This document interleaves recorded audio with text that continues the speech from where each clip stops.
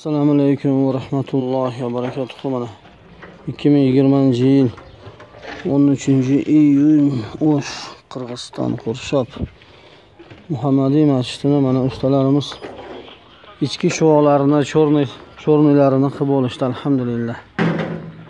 Mana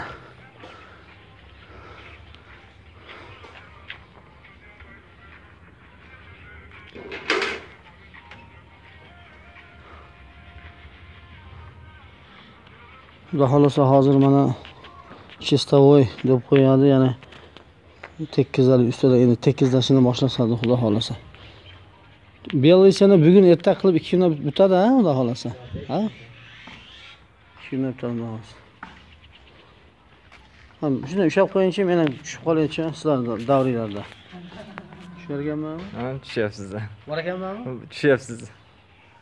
Mana shu masjid mana Alloh taolaning uyi, inshaalloh har kim o'zini hissasini qo'shib qolsa, kim kelsa, materialni bo'lsa materialni, fiziki bo'lsa fiziki, jismonan bo'lsa jismonan, pul bergani ham imkoni bo'lmasa, jismonan kelib hasharga ham yordam bera olmasa, hech bo'lmasa joy namozi ustida Allohdan so'rab duo qilib qo'ysam bo'lardi inshaalloh. To'g'rimi inshaalloh?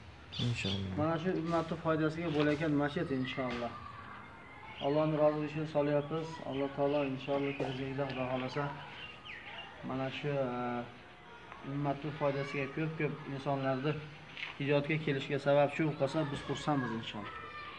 Bitta odam kelib mana shu yerda subhanallohi deb qo'yadigan bo'lsa, mana shu masjidda hammasi qilgan harakatingizni oqlanar ekanda.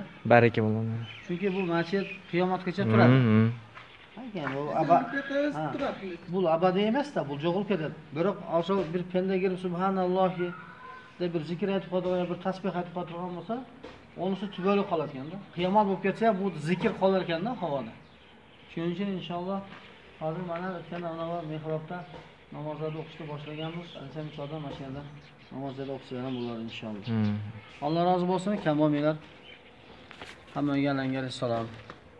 Shunaqa videoga olib qo'yapmiz-da. Abdulloh Qurboshi, qo'l ko'tarib qo'y. Sen ham tushib qol bitta.